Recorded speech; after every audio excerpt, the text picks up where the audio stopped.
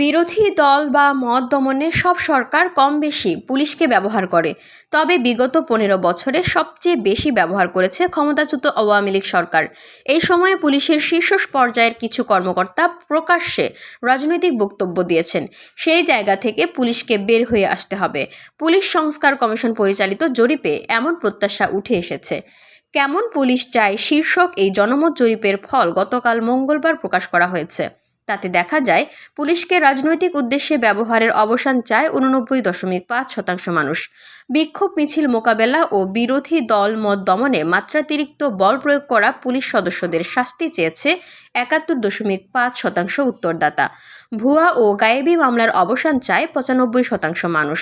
আর ক্ষমতার অপব্যবহার করে পুলিশের দুর্নীতি বন্ধ চায় 77.9% মানুষ।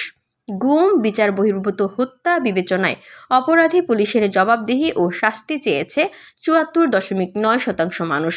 মঙ্গলবার স্বরাষ্ট্র মন্ত্রণালয়ের জননিরাপত্তা বিভাগের অতিরিক্ত সচিব ও পুলিশ সংস্কার কমিশনের সদস্য সচিব আবু মমতাজ সাদ উদ্দিন আহমেদের সই করা এক বিজ্ঞপ্তির মাধ্যমে জরিপের এই ফল প্রকাশ করা হয়। ফৌজদারি কার্যবিধি 1898-এর 54 ধারায় পুলিশকে বিনা পরোয়ানায় কাউকে গ্রেপ্তারের ক্ষমতা দেওয়া হয়েছে। জরিপে 82.5% উত্তরদাতা মনে করে এই ধারা সহজে অপব্যবহারযোগ্য।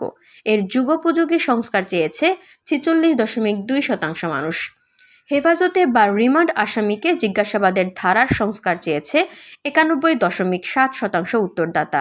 বাসাবাড়িতে পরোয়ানা ছাড়া তল্লাশির ক্ষেত্রে হয়রানি এড়াতে কার্যকর কল সার্ভিস চালুর পক্ষে মত দিয়েছে 87% উত্তরদাতা।